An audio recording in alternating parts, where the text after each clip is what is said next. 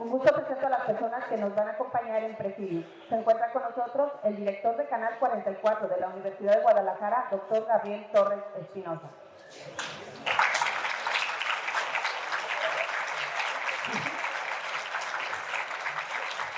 También nos acompaña el vicerrector ejecutivo de la Universidad Enrique Díaz de León, maestro Marco Antonio Robles Morales.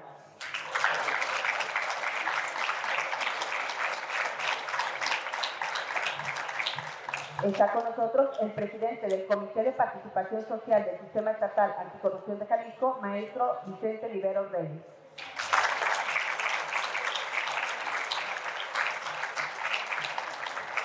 Recibimos con el mismo gusto al expresidente del Instituto Nacional de Acceso a la Información, INAI, maestro Adrián Alcalá Méndez.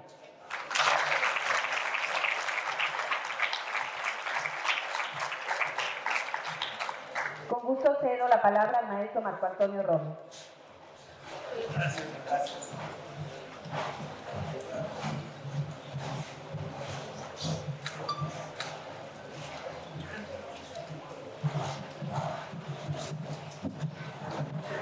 Muy buenos días a todos.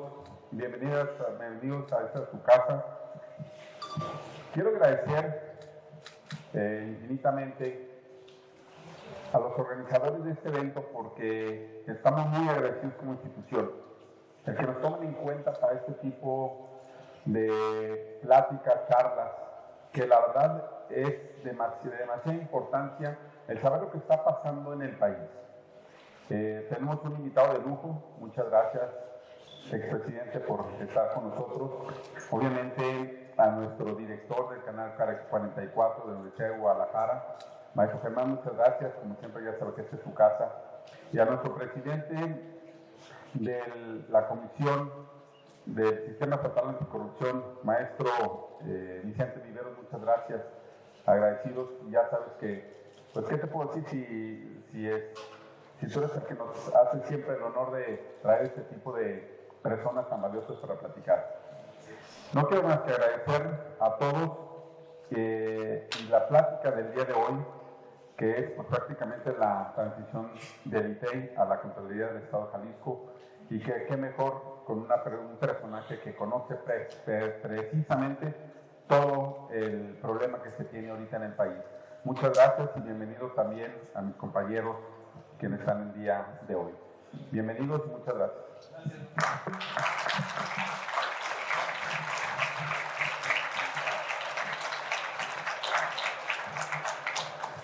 Gracias, maestro Marco, por su valiosa intervención. Cedo el uso de la voz al doctor Gabriel Torres.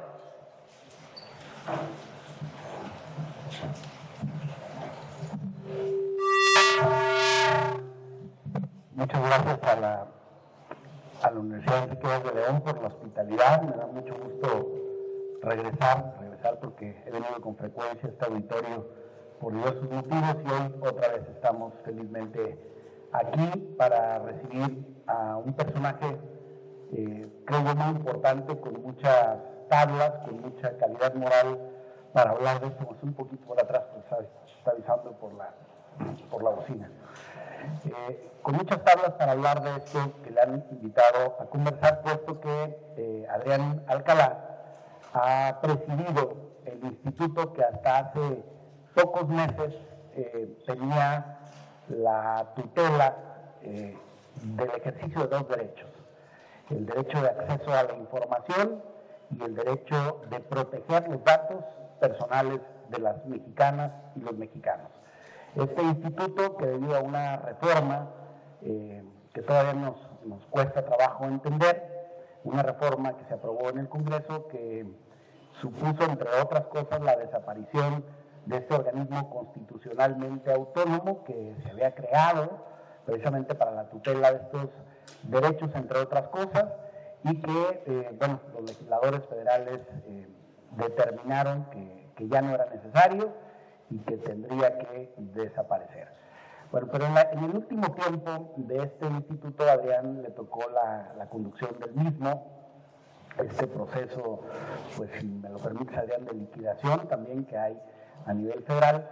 Y entonces cuando le invitan a hablar a Jalisco de las sugerencias que pueda hacer en su propia experiencia de la vivencia que tuvo en el ámbito federal a lo que va a vivir la entidad federativa con la desaparición formal del ITEI y cómo se van a trasladar algunas de las funciones de este instituto, las más importantes, supongo, a la Contraloría del Estado que lleva la maestra Teresa Brito, una gente que tiene una amplia solvencia en el tema, que ha tenido la oportunidad de trabajar con más de un gobernador y que pues no es, lo digo con toda claridad, no es lo que a mí más me gustaría. Me hubiera gustado más que continuáramos que en el órgano constitucionalmente autónomo en Jalisco. No obstante, los legisladores decidieron otra cosa y es una realidad que se tiene que afrontar. Ahora, yo creo que lo que está ocurriendo en Jalisco, y es parte de ese diálogo que hoy vamos a tener con Adrián, pues tiene que ver con explorar fórmulas. Sé que ha habido muchas reuniones, que ha habido todo un activismo, que ha habido foros de consulta, que se ha abierto el espacio para discutir cómo hacer para que en Jalisco afecte lo menos posible la decisión que ya tomaron a nivel federal y cómo esta decisión podría tener los menores efectos posibles dentro de lo que ya no es reversible, que es lo que aprobaron los legisladores federales. Y entiendo que ese es el centro de la invitación que le hacen a Adrián Alcalá para platicar hoy con nosotros qué vamos a hacer en Jalisco, cómo vamos a trasladar una serie de funciones que tenía un instituto de transparencia en el Estado que nos daba garantías sobre el derecho a saber y la protección de los datos personales, y cómo esos derechos, que siguen siendo derechos, tienen que ser ahora tutelados, protegidos por otra instancia pública, en este caso la Contraloría del Estado, y es el tema al que han invitado a platicar a Adrián. Pues Adrián, decirte que para mí es muy interesante la posibilidad de escucharte el día de hoy. Yo creo que sí hay muchas interrogantes que tienen no solamente los usuarios de la transparencia, los estudiantes, los acuciosos del derecho, sino hasta, diría, quienes han tenido una función directa y pública en el ITEI y quienes han trabajado también en la Contraloría. Pues esta es una cosa inédita, nueva, que vamos a tener que experimentar a ver cómo lo podemos hacer lo mejor posible, y pues considero una oportunidad importante que estés en Jalisco, que nos compartas tu experiencia y como abogado que eres también nos des tus recomendaciones, tus sugerencias a título personal de lo que en Jalisco tal vez podríamos hacer para proteger estos derechos. Muchas gracias.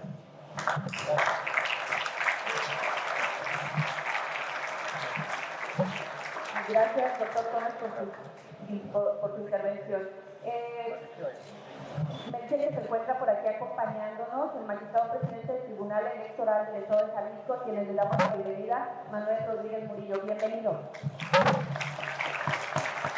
Gracias por acompañarnos. Bueno, y procedemos con la intervención de las palabras del maestro Vicente Viveros. Adelante.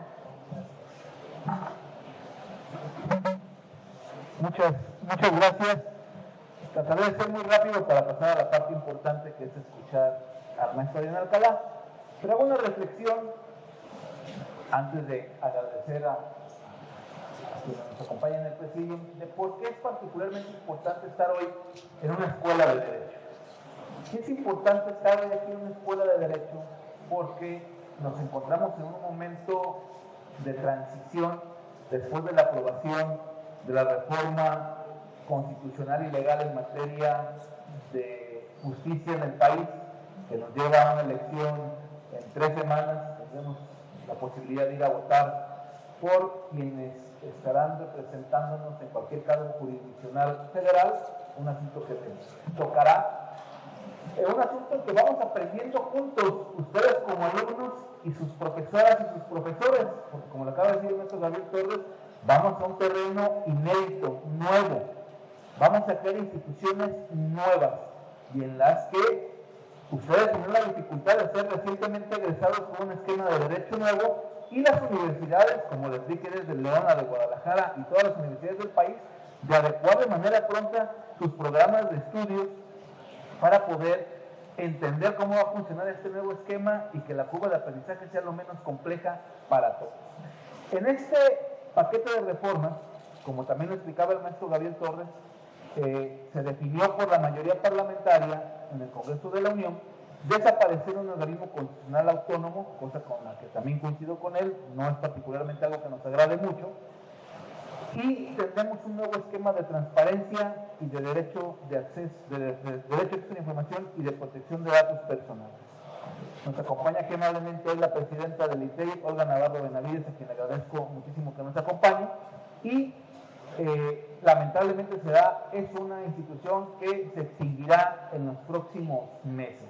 Y las atribuciones que tenía el Instituto de Transparencia pasarán a la Contraloría del Estado de Jalisco, así como al Poder Legislativo, al Poder Judicial y a los organismos constitucionales autónomos. Entonces, tendremos un nuevo esquema para que tutele nuestros derechos de acceso a la información y de protección de datos personales. Por ello, la presencia de Adrián Alcalá aquí el día de hoy, que se acaba de extinguir el INAI, y le tocó este proceso como presidente en esta última etapa del Instituto Nacional de Transparencia, evidentemente procesar este esquema, ahorita nos platicará, y cómo se da también un tema de una extinción de una institución tan grande del Estado mexicano.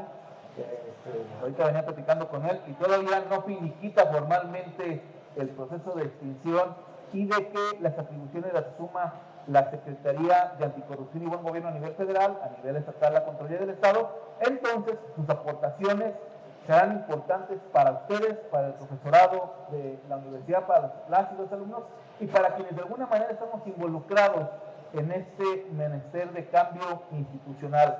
Agradezco a mis compañeras Neira, Miguel, Mónica, Arturo del Comité de Participación Social, presidente del Tribunal Electoral, agradezco mucho que nos acompañes aquí el día de hoy, Manuel, que además hago anuncio, andamos metidos ayer en un asunto de colaboración para el nombramiento de su órgano interno de control del tribunal, y cierro agradeciendo infinitamente a la Universidad de Enrique Díaz de León, si me lo permite mi querido amigo el maestro Marco Robles, que siempre con toda la voluntad accede a que tengamos este tipo de eventos aquí en la universidad, además de ser quien preside la Comisión de Selección del Sistema Anticorrupción del Comité de Participación Social. A mi amigo, también he de decirlo, este evento no lo hubiéramos podido tener sin la voluntad del doctor Gabriel Torres Espinosa, que de manera, primero, decidida por estar convencido de estos esquemas desde hace muchos años, el maestro Gabriel, y dos, con la voluntad institucional del sistema universitario de radio, televisión y cinematografía, el Canal 44, como coorganizador para la realización de este evento, y evidentemente al maestro Adrián Alcalá, que se dio la posibilidad de darse una vuelta por aquí, por el Estado, para podernos platicar de este tema. Entonces, en verdad, muchísimas gracias, maestro Marco, muchísimas gracias, Gabriel, muchísimas gracias, Adrián, y a ustedes que nos acompañan aquí el día de hoy. Estoy seguro que será una charla que les dejará mucho conocimiento sobre lo que viene en estas materias de derecho a la información y protección de datos personales. Buenas tardes y muchas gracias.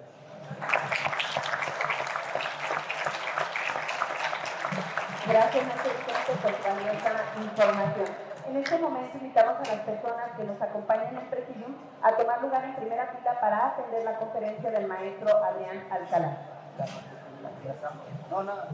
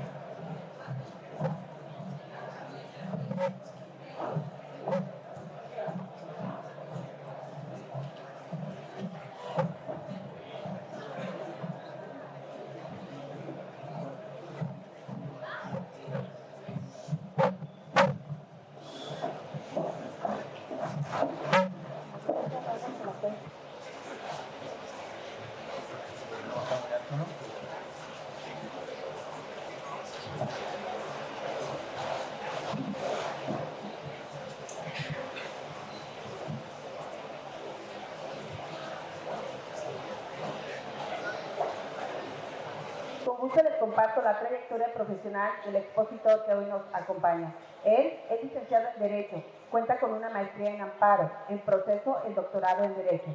Su amplia experiencia lo ha llevado a participar como conferencista, panelista y articulista en temas del derecho, de acceso a la información y protección de datos personales. 16 años lo avalan como expositor y conferencista en eventos nacionales e internacionales.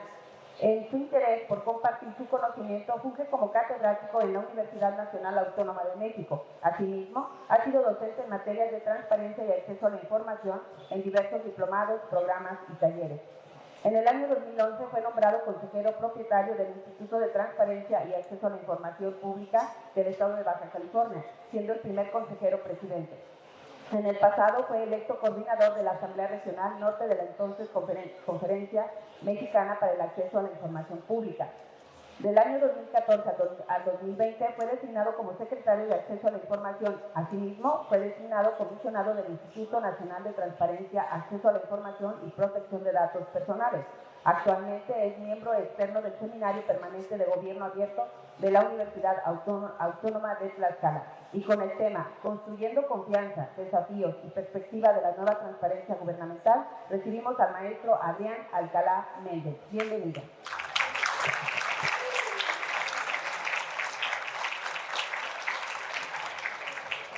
Muchísimas gracias. Muy buenos días. Tengan todas y todos jóvenes estudiantes de la licenciatura en Derecho de esta universidad, Enrique Díaz de León. Gracias de verdad por hacer este espacio en su agenda y estar aquí presentes.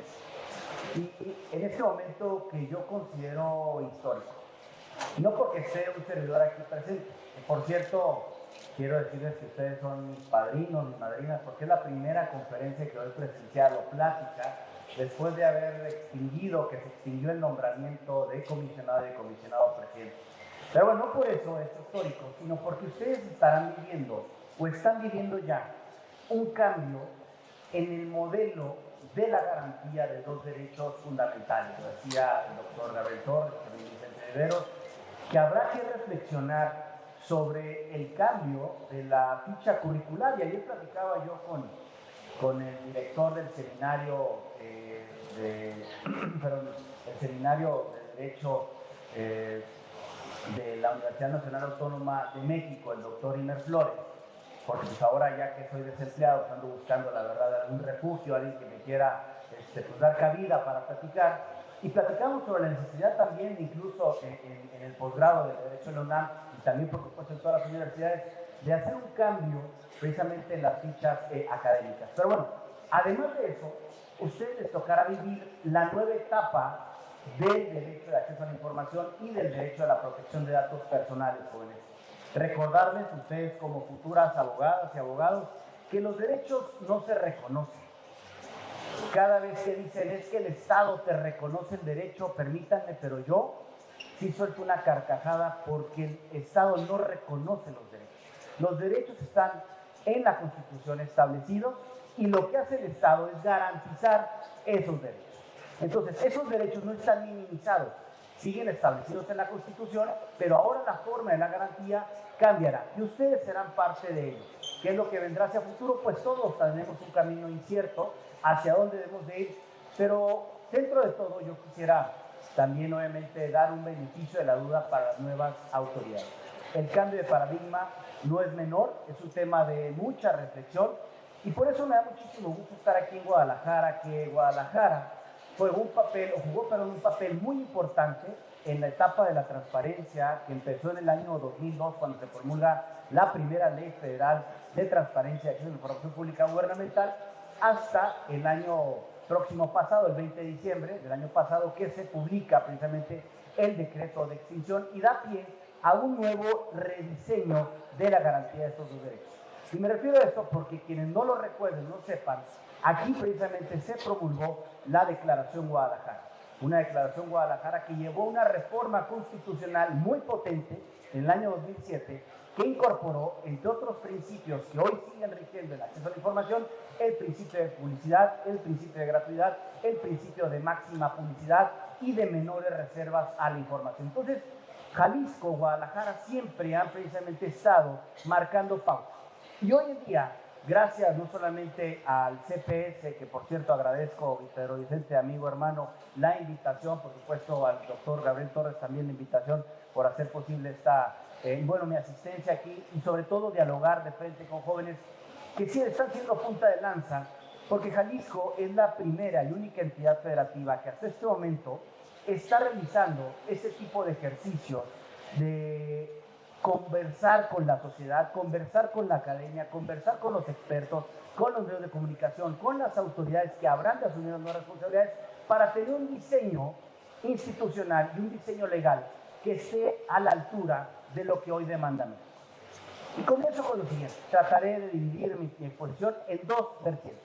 Primero, lo que es ahorita el diseño y preocupaciones y dudas, y también hacia el final, qué es lo que hoy, al menos su servidor, sabe que antes no sabía. Y digo esto porque el decreto de extinción marcó únicamente la extinción del INAI a partir del primer segundo del 21 de marzo del año 2025, pero no había reglas claras en cómo habría de ser la transición. Y como ahorita lo decía precisamente Pedro Vicente Viveros, el 13 de mayo finiquita precisamente el plazo para el cual nosotros, los otrora comisionados, tendremos que entregar ya el acta, entrega-recepción a la nueva autoridad, es decir, a Transparencia para el Pueblo. Bien, en ese sentido, quiero comentarles que efectivamente el 20 de marzo del año 2025 se promulgó la Ley General de Transparencia. Esta nueva Ley General de Transparencia recoge, digamos, en una gran parte, antes de continuar quiero también saludar la presencia de mi querida amiga Olga, presidenta del ICEI, gracias de verdad por estar aquí presente. Y pues también obviamente está viviendo el momento de incertidumbre, pero porque precisamente hay muy poco conocimiento. Cuando hablábamos precisamente el 20 de marzo que se promulga, más bien se publica en el Diario Oficial de la Federación, alrededor de las 10 de la noche, el decreto de la Ley General de Transparencia y que establece en uno de sus transitorios que la ley entra en vigor al día siguiente de su publicación, sí, como ustedes están quedando en shock, sacando en cuenta, entonces teníamos 2 horas para hacer muchos movimientos, porque al primer segundo del 21 de marzo entraba en vigor la ley, nuestros nombramientos se extinguían y en consecuencia se extinguía el mandato de lo que fue el Instituto Nacional de Transparencia, Acceso a la Información y Protección de Datos Personales, y había muchas dudas que hoy, por eso digo, creo que tenemos ya conocimiento adquirido. Pero bueno, ¿qué es lo que sucede con esta nueva legislación? Esta nueva legislación establece la segmentación bajo esta, digamos, formalmente, el argumento formal, que era precisamente el de una reorganización administrativa o simplificación administrativa, que deriva de la iniciativa que el entonces presidente de la República, Andrés Manuel López Obrador, presentó ante la Cámara, del Congreso de la Unión, el 5 de febrero del año 2024, en donde se extinguen, entre otros órganos constitucionalmente autónomos, el INAI. Pero el INAI no solamente es una transformación en cuanto al nombre, en cuanto a la naturaleza jurídica, sino que el INAI era la única autoridad a nivel nacional, a nivel federal y a nivel nacional que garantizaba el derecho de acceso a la información y el de protección de datos personales en sector público y en sector privado de respecto de todos los sujetos obligados. Me trato de explicar. Si alguien quería conocer información sobre la Suprema Corte de Justicia de la Nación y esa información era negada, podía acudir ante el INAI. Lo mismo sucede todavía, por fortuna, en el caso de Jalisco. Si ustedes quieren conocer alguna información del Poder Judicial del Estado y esta información se la niegan o se la reservan o le declaran una causal de inexistencia, acuden ante el ICEI como autoridad garante respecto de todas las autoridades, entes públicos y personas que reciben recursos públicos y ejercen actos de autoridad aquí en el caso de Jalisco. Pero además el INAI no solamente tenía competencias sobre los entes públicos federales. ¿A qué me refiero? A la Fiscalía General de la República, a la Suprema Corte de Justicia de la Nación, también sobre fideicomisos, fondos públicos, el Instituto Mexicano de Seguro Social, sobre la Secretaría de Educación, el INE, sino que también podíamos conocer de los recursos de inconformidad o podíamos atraer recursos de revisión que tuvieran relación con algún asunto a nivel estatal o a nivel municipal. Hoy, jóvenes, eso cambió. Y cambió para una simplificación orgánica. Desaparece el Instituto Nacional de Transparencia y efectivamente quien asume las competencias ahora será Transparencia para el Pueblo. Este organismo es un organismo desconcentrado que será, a diferencia del INAI, ya no será un organismo colegiado, sino un organismo unipersonal. ¿Qué es esto? Que será una sola persona la responsable de estos derechos, el derecho al acceso a la información. Porque hay que tener otra cuestión en mente. Voy a tratar de... ¿No me pasa el micrófono? ¿El micrófono? Gracias. Gracias. Lo haré más cómodo aquí. A ver, había un solo órgano autónomo.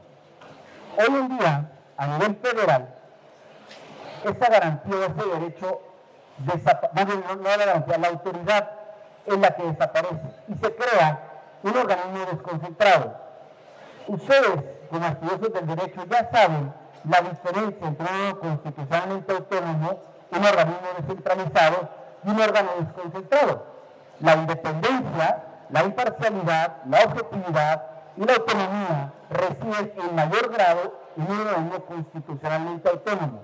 Cuando pasamos a un organismo descentralizado, tenemos cierta dependencia del Ejecutivo Federal o del Ejecutivo Estatal, aunque hay cierta autonomía técnica de gestión, presupuestaria y de decisión, y también hay una cierta independencia, repito, en cuanto a la decisión, y también pueden tener patrimonio propio.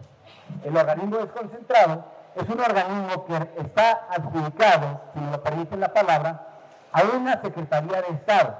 En este caso será a la Secretaría Anticorrupción y Buen Gobierno. Este organismo desconcentrado denominado Transparencia para el Pueblo, a diferencia, decía yo, del INAI, será no colegiado, sino será una persona, la persona titular, pero será la responsable solamente del acceso a la información, ya no de la protección de datos personales. ¿Por qué? Porque en el diseño legal, la responsabilidad de la garantía de los datos personales residirá en la Secretaría Anticorrupción y Buen Gobierno. A ver, quizá a lo mejor esté muy revuelto el tema. Trataré de explicarlo.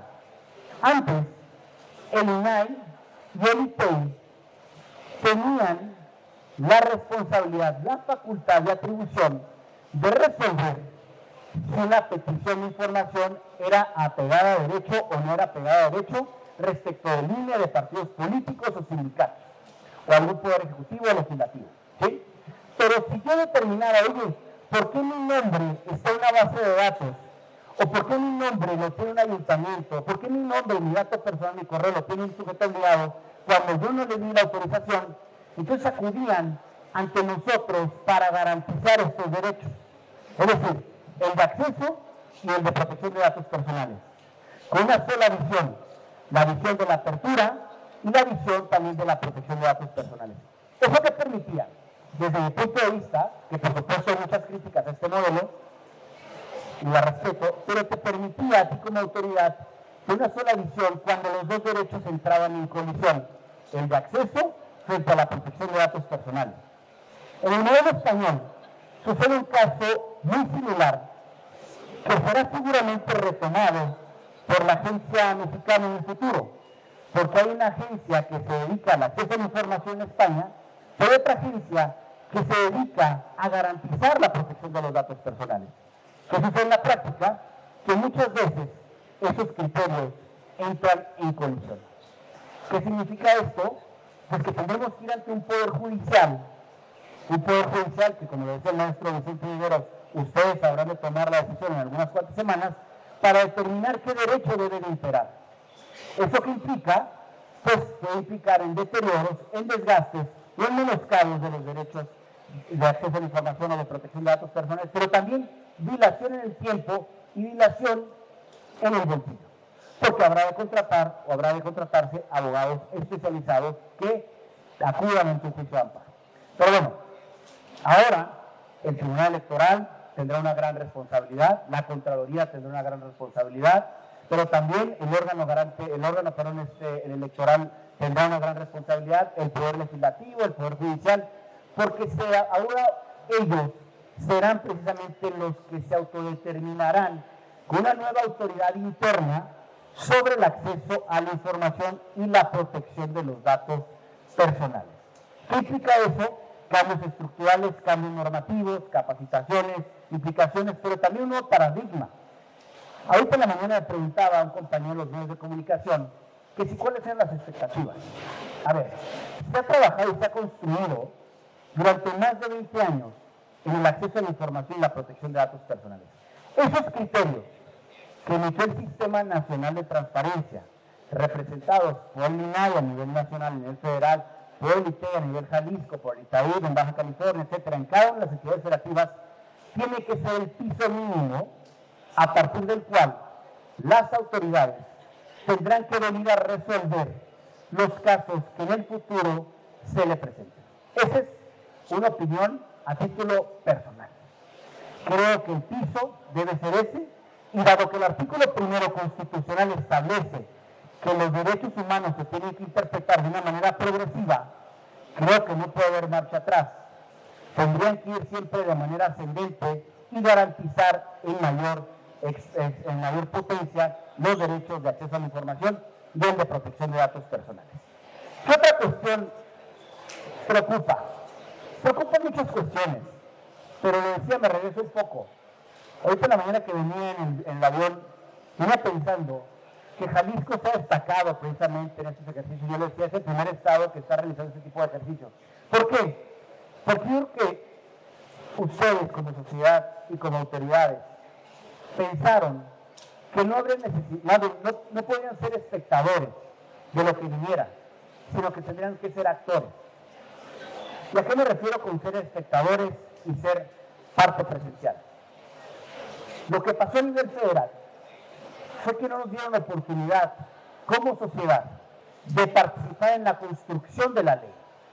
Por lo menos el INAI levantó la mano para poder participar junto con el Congreso de la Unión a partir de la experiencia que tenían no los comisionados, sino el personal que trabajaba en el INAI, a través de las ponencias, a través de los directores, a través de todo el personal de casi 800 personas, hombres y mujeres valiosísimos, que fueron construyendo el andamiaje durante más de 20 años, es decir, una experiencia acumulada. Pero ustedes están yendo más allá. Ustedes sí están siendo parte presencial y parte fundamental de la construcción. ¿Qué es lo que habrá de venir? Seguramente una legislación de vanguardia, una legislación que esté por encima de la ley general, respetando por supuesto el pacto federal, pero la legislación, la exposición de motivos, creo que en la página número 5 de la exposición de motivos, si mal no recuerdo, establece que las entidades federativas de preferencia, preferentemente, adoptarán el modelo federal. ¿Qué significa eso, jóvenes abogadas y abogados? Yo lo interpreto como que es una preferencia, pero yo puedo ir incluso un paso más allá para garantizar, al menos con esta soberanía estatal, en la entidad federativa, el derecho a la información y, por supuesto, el de la protección de los datos personales. De los plazos, creo que no puede haber una disminución en el caso de Jalisco respecto a la carga de información, ni tampoco la solicitud de información para responderse, y también el tiempo para resolverse. ¿Qué cosas preocupan desde mi punto de vista? Si bien es cierto, se establece el principio de máxima publicidad que se mantiene, porque el texto constitucional no se modificó en esa parte, cierto es que no queda muy claro, desde mi punto de vista, la contundencia, porque utiliza un verbo, un término que es medio optativo desde mi punto de vista, en donde yo, para no equivocarme, establece precisamente, añaden otros principios como congruencia, exhaustividad, documentación, explicación. Sin embargo, la eficacia está condicionada pues a la institucionalidad. Creo que el principio de máxima publicidad no debe ser optativo, debe ser imperativo, y las causales de reserva deben ser las menos posibles. ¿Por qué? Porque estamos hablando de información pública, luego entonces la información es un bien del dominio público, y en ese sentido es cuando yo les digo que no podemos ir hacia atrás, sino que lo que ya se ha caminado a través de criterios de resoluciones o a punta de resoluciones es precisamente lo que se tiene que mantener. ¿Qué me preocupa? Si bien es cierto, se establece y se mantiene una cláusula que en mi punto de vista, siempre lo he sostenido, era muy potente, porque establecía que tratándose de violaciones graves a derechos humanos, lamentablemente No sé cómo se va a resolver, pero es un hecho aquí precisamente en Jalisco lamentable que fue noticia a nivel nacional y que sigue siendo noticia. Cuando se trata de violaciones graves a derechos humanos, no cabe la reserva de la información. Pero la Ley General abrogada establecía que tampoco ha lugar a reservar información cuando se tratara de información relacionada con actos de corrupción. Hoy en día se establece que existe una resolución. ¿Eso qué implica? Voy a hablar del caso federal. A nivel federal nosotros resolvíamos semanalmente y ordinariamente, con mucho pesar, porque la corrupción sigue siendo un gran lastre, que te dan información sobre actos relacionados con casos de corrupción, y nosotros en el Pleno no teníamos que esperar a que existiera una resolución. Sino imagínense cuántos casos pudiéramos haber abierto.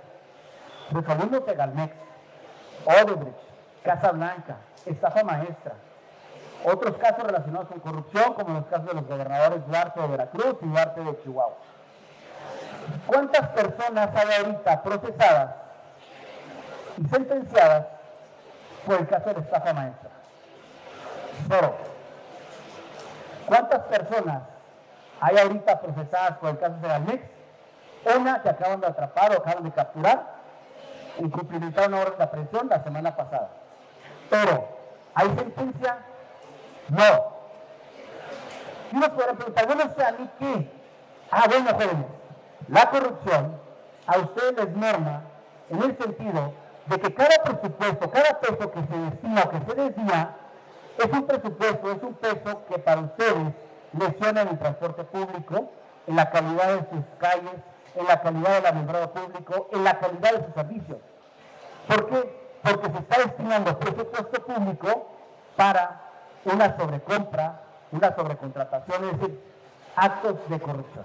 Entonces, para mí, la verdad, en un ejercicio de rendición de cuentas, de una ley de rendición de cuentas, creo que hay la oportunidad, al menos en el caso de Jalisco y otras entidades federativas que así lo determinen, que no podrá invocarse causal de reserva cuando se trate de actos de corrupción. Y cuando se trata de actos de corrupción, nosotros no necesitamos tener a la vista una carpeta de investigación. Sencillamente los indicios, ustedes como abogados saben que vinculados con otros elementos de prueba, hacen prueba plena. Para nosotros existían indicios y decíamos, a ver, esta causal o esta excepción a la reserva no determina que yo prejuzgue como comisionado o como comisionada sobre la imputación a una persona en responsabilidad de casos de corrupción. No, solamente es información relacionada con casos de corrupción. Sí, hay indicios, están estas notas periodísticas, están estos comunicados, están estas situaciones. Sí está relacionado con casos de corrupción, abre la información. El INAI no va a juzgar, no lo va a juzgar, ni juzgaba. Sencillamente lo ponía a disposición para que la sociedad, precisamente en el ejercicio de rendición de cuentas, ponderara y determinara las diferentes actuaciones. Esa cláusula me preocupa muchísimo, de verdad lo dejo como una preocupación, pero también creo que puede haber alguna racionalidad para que se legisle, al menos en el caso de Jalisco, sobre esa situación. Otra de las cuestiones que también, obviamente, no hay retroceso en cuanto hoy se incluye, por ejemplo, se siguen incluyendo como sujetos obligados a cualquier autoridad, ente pública, partidos políticos, fideicomisos y fondos públicos, se mantiene. Sin embargo, también, si bien es cierto, no hay un retroceso, lo que puede preocupar es la concentración del control de organismos no especializados. El procedimiento de acceso a la información, aquí sí hay que reconocer, hay un avance, porque aquí en el texto anterior se garantizaba el acceso gratuito, sin justificación, ni interés, ni identificación obligatoria del peticionante, pero se mantiene hoy, se refuerza el uso de formatos accesibles e inclusivos y se promueve la traducción a lenguas indígenas. Es decir, hoy es un imperativo dar condiciones de accesibilidad en formatos accesibles, en formatos inclusivos y también la traducción a lenguas indígenas. La legislación anterior era optativa y en muchas ocasiones nosotros, con una visión de progresividad, quienes integramos el último pleno del INAI, le ordenábamos al sujeto obligado que tradujera la información en la lengua originaria que lo había pedido precisamente el solicitante. Hoy es una obligación de ley y bueno, también tendrá que ser parte del rol de las nuevas autoridades, no solamente en la resolución de recursos y revisión, sino también en garantizar estas condiciones de accesibilidad e inclusión. Otra cuestión que me preocupa, No digo respecto a título personal. Anteriormente existió un Consejo Nacional del Sistema Nacional de Transparencia. Fíjense bien. Sistema Nacional de Transparencia, Acceso a la Información y Protección de Datos Personales. Hoy no es un tema de semántica, abogadas y abogados. Es un tema de naturaleza. Expulsan del nombre la protección de los datos personales. ¿Qué significa eso? Por ahí en los albores del 2012, la entonces Conferencia Mexicana para el Acceso a la Información Pública, impulsada y promovida por el presidente del CPS, don Pedro Vicente Higuero Reyes, se impulsó la reforma que dio luz a la Ley General de Transparencia del año 2014, que por cierto hace unos días se acaba de cumplir un año más de la promulgación de esa ley que ya está abrogada. Pero que ustedes en un momento histórico, como lo decía en la mañana, o al principio de la plática, son parte de eso y lo van a tener que comparar. Bueno, ¿qué es lo que se pensaba en aquel momento? La heterogeneidad de los derechos. ¿Por qué? Porque mientras tanto Jalisco tenía una ley muy potente, expansiva, consideraba partidos políticos, actividades de comercios y otros sujetos obligados, que en el caso de Baja California, donde soy originario, no los contemplaba, el derecho era diferente, las condiciones eran diferentes. En Baja California, si lo puedo decir, éramos comisionados irresponsables. ¿Qué es esto? No había un plazo para resolver los recursos de revisión. Entonces, si nosotros hubiéramos querido, pues cualquier plazo, el que hubiéramos querido nosotros, si estableció un plazo para admitir, para desahogar pruebas, para los alegatos, pero para que el comisionado resolviera, no había. En otras entidades federativas, como Jalisco, entonces el Distrito Federal, sí tenía plazos. Había obligaciones de transparencia diferentes y nos llevaron, pues, esa preocupación a establecer un piso parejo y que las políticas públicas a nivel nacional fueran homogéneas. ¿Por qué? Porque así como el derecho a la educación, que es un derecho humano, el derecho a la salud, el derecho al trabajo, se ejercen en condiciones homogéneas. Ustedes pueden trabajar aquí en Guadalajara, pueden trabajar en San Luis Potosí, pueden trabajar en Yucatán, pueden trabajar en Campeche, en Sonora, en cualquier parte de la República Mexicana, y el derecho al trabajo va a ser el mismo.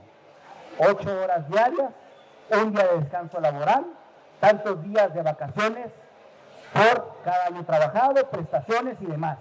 Y en caso de un despido justificado, tienen las mismas condiciones. En el derecho a la salud sucede lo mismo. Entonces, ¿por qué los derechos de acceso a la información y de protección de datos personales no podría haber las mismas condiciones?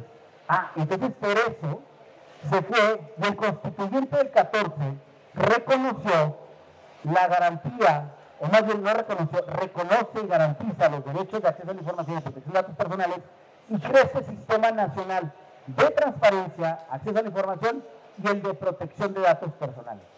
Y así, no me dejará mentir aquí mi querida amiga Olga Navarro, presidenta, se construyeron lineamientos, se construyeron condiciones para homogeneizar en todo el país políticas públicas que tuvieran relación con estos dos derechos.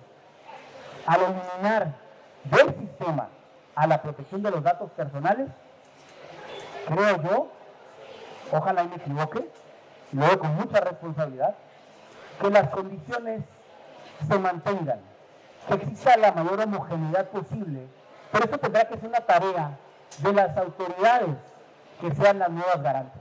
Es decir, los señores fiscales y las señoras fiscales tendrán que hablar para establecer políticas homogéneas en cuanto a tratamiento de datos personales. Los señores presidentes de los tribunales electorales también tendrán que hacer lo mismo para garantizar condiciones de homogeneidad. ¿Por qué? Porque el acceso a la información está garantizado, digamos, en el sistema nacional, pero respecto a datos personales, considero que puede haber una heterogeneidad.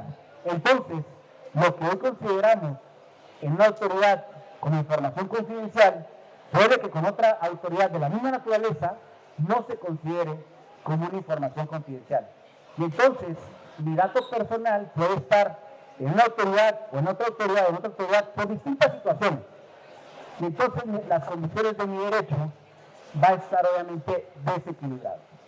Son cuestiones también obviamente que desde mi punto de vista preocupan y que ojalá de verdad que al menos en el subsistema estatal, aquí en Jalisco, se pueda reconocer o establecer algunos de los hitos considerables. Ahora bien, otra de las cuestiones que aborda esta legislación es, anteriormente el INAI podía conocer de los recursos de inconformidad de cualquier municipio, de cualquier autoridad estatal o municipal.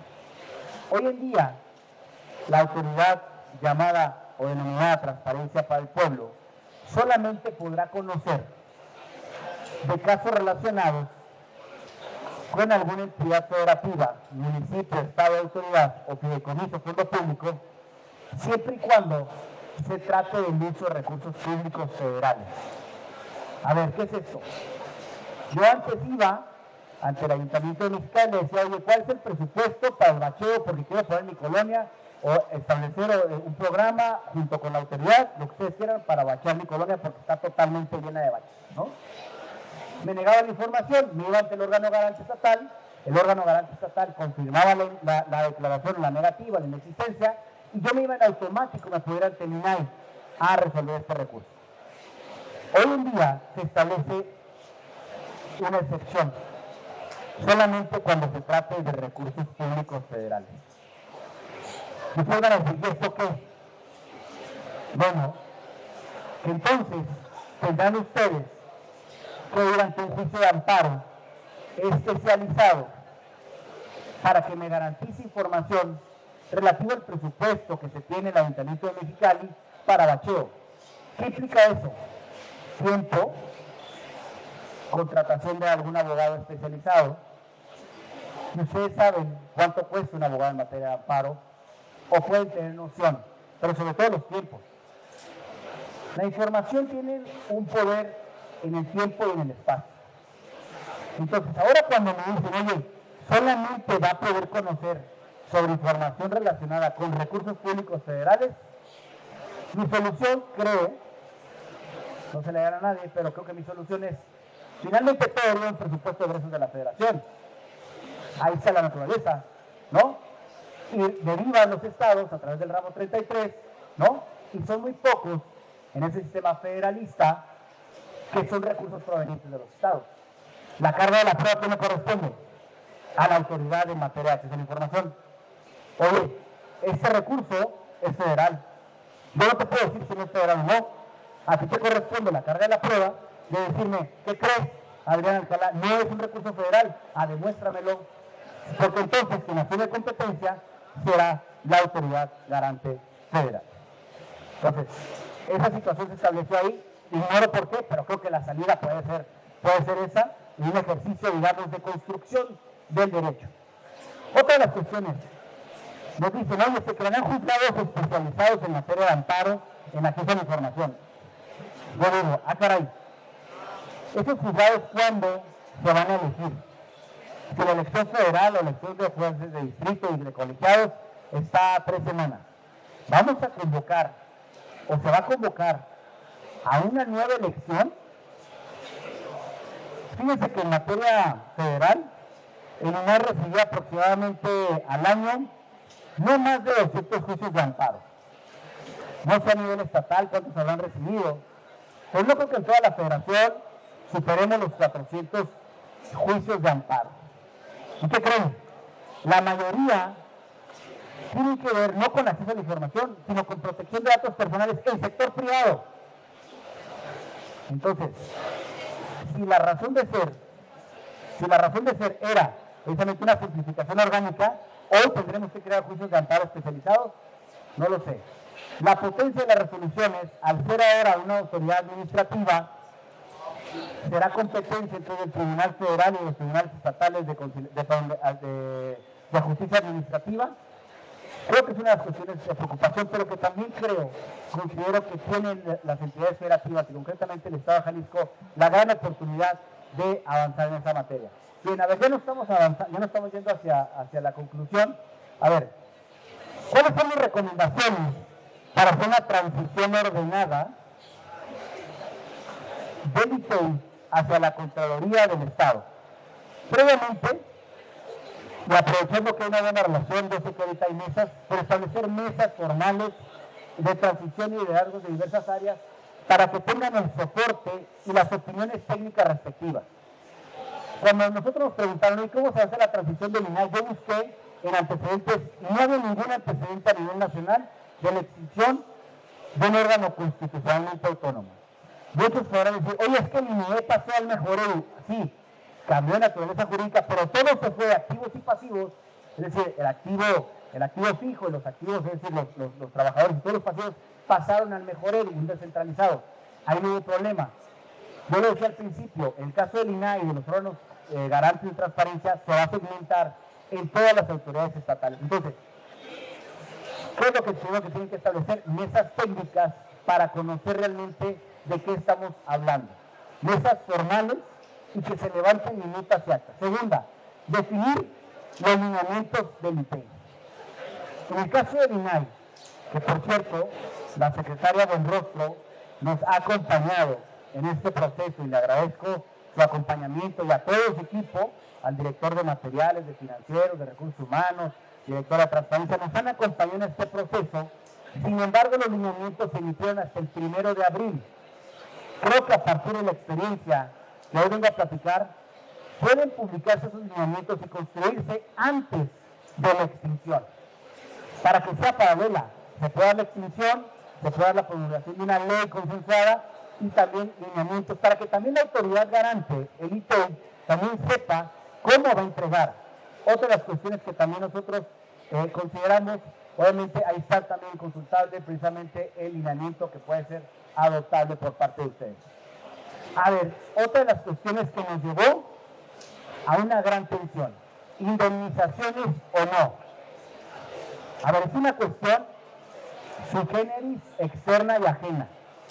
No estamos hablando de una renuncia voluntaria, estamos hablando de una extinción. Entonces, así como los trabajadores del apartado A tienen derecho en caso de indemnizaciones, mi pregunta siempre fue, ¿el derecho al trabajo es un derecho humano? ¿Por qué en este caso no procede una indemnización en términos del apartado A? Una similitud, son derechos humanos, son derechos de personas que se han dedicado mucho tiempo y finalmente el trabajo es una garantía, es un derecho humano. Entonces, determinar las indemnizaciones. ¿Quiénes van a tener derecho? En mi punto de vista, siempre han tenido derecho. En el caso del INAI, había servicio profesional de carrera y había trabajadores de confianza. Desde mi punto de vista, mi criterio siempre fue que todos tenían los mismos derechos. Finalmente, eso surgió. Pero evítense esa situación y platíquenlo y dialóguenlo con las autoridades correspondientes. Segundo, con el presupuesto de quién se van a hacer esas indemnizaciones. Primero, el monto, ¿quién? Yo digo, para mí, todos los trabajadores, en este caso el IPEI, tienen ese derecho a la indemnización. Segundo, ¿qué monto? O más bien, ¿cómo lo vas a calcular? Tercero, ¿con qué presupuesto? En el caso del INAI nos autorizaron a que fuera con presupuesto del INAI con el cual se pagara las indemnizaciones correspondientes. Pero eso lo pueden platicar, lo pueden dialogar antes de.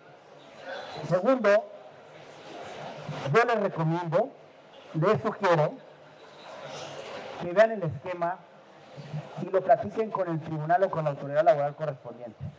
¿Por qué? Porque no es un trabajo sencillo. A nosotros, jóvenes, nos llevó todo un día, más de 24 horas literal, en realizar las indemnizaciones a los más de 700 personas servidoras públicas. Empezamos un día a las 8 de la mañana, un viernes, terminamos, un poco más de 24 horas, terminamos a las 6:30 de la mañana, 7 de la mañana del sábado. Todo el día estuvimos ahí. Pero eso nos llevó porque teníamos que terminar, porque además teníamos otro factor. El tribunal cerraba por periodo vacacional de Semana Santa el martes. Nosotros tenemos que entregar todos los cheques antes del martes. Entonces, si tú te vas y te formas como cualquier persona al tribunal, pues te van a atender de 2 a 3 diligencias. Entonces, creo yo que pueden ir platicando, dialogando para una diligencia especial con la presidencia del tribunal laboral correspondiente para que este proceso sea ordenado o que se lleve en un proceso de transición ordenado. Otra de las cuestiones es entreguen cheques de caja. es una situación. ¿Por qué? Porque nosotros, en el lineamiento, ustedes lo podrán analizar y seguramente el caso de ustedes pasará, tienen que entregar el dinero remanente a la tesorería del Estado. ¿En qué tiempo? Les van a dar un plazo establecido. Y muchas veces, por alguna razón, si ustedes les entregan un cheque ordinario a un trabajador, no tienen la obligación de ir a cobrarlo. Pero entonces, si ese cheque no se cobra, automáticamente el IPEI tendría que entregar la cuenta y entonces el cheque ya no tendría fondos. Hay una merma. Por eso nosotros exploramos la idea de un cheque de caja, porque el cheque de caja se puede cobrar dentro de un año, no pasa nada. ¿Sí? Son cuestiones, productos que no se conocían en el momento correspondiente. Definir los cálculos para el proceso de indemnización, definir la ruta del tiempo para el pago de las indemnizaciones, los productos internos. Otra de las cuestiones también es, yo no sé si aquí tengan hojas de servicios o no. Nosotros en el INAI dábamos hojas de servicios, es decir, una hoja que te sirve para todos tus trámites ante el ISSSTE, me imagino que gente del Estejal o no sé qué servicio de salud tengan, ¿Seguro Social? ¿O Estejal? Sí. Ok, entonces esa hoja de servicios también les sirve. Ustedes tienen que tener determinado bien establecido las hojas de servicios, cuándo las van a entregar, cómo las van a entregar. Es importante también que tengan los inventarios actualizados, los bienes que están bajo sujeto de tu responsabilidad. Si a mí me asignaste este bien, que estén los inventarios actualizados y que estén los resguardos debidamente actualizados para la entrega, recepción. ¿Sí?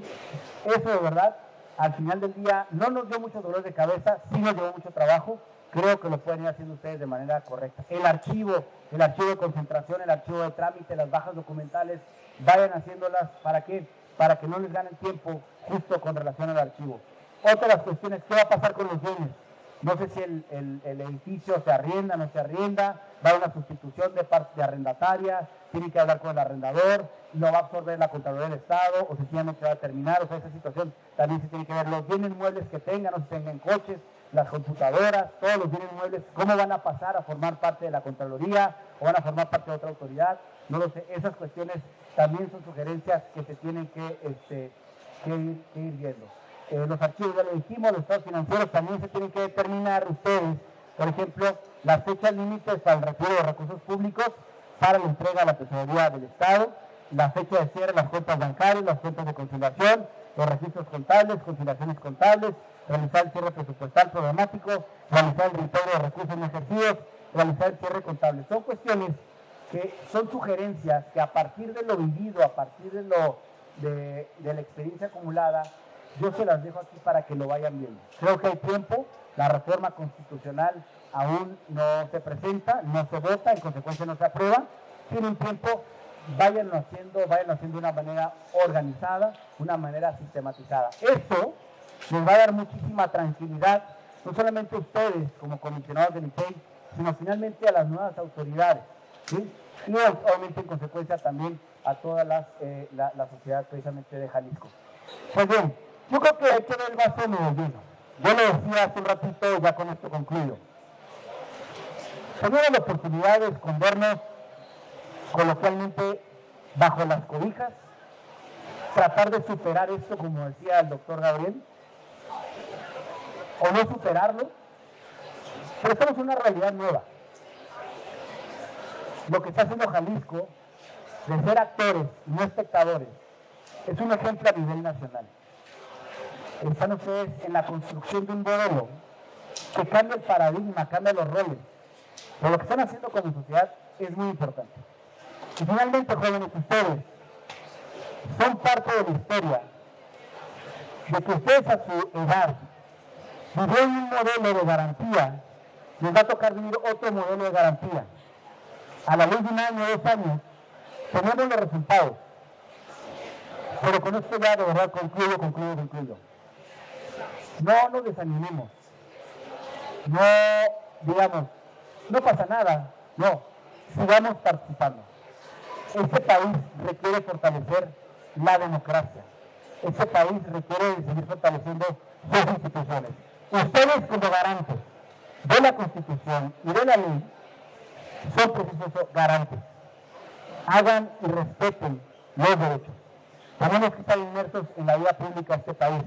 Así como van a votar el 1 de junio, también sigan garantizando sus derechos de acceso a la información y de protección de datos personales. Muchísimas gracias por su atención. Agradecemos al maestro Adrián Alcalá haber compartido con nosotros sus conocimientos y su experiencia. Muchas gracias, maestro, por su intervención. En nombre de la Universidad Enrique de León, les doy las gracias por su tiempo y por su presencia. Buenas tardes.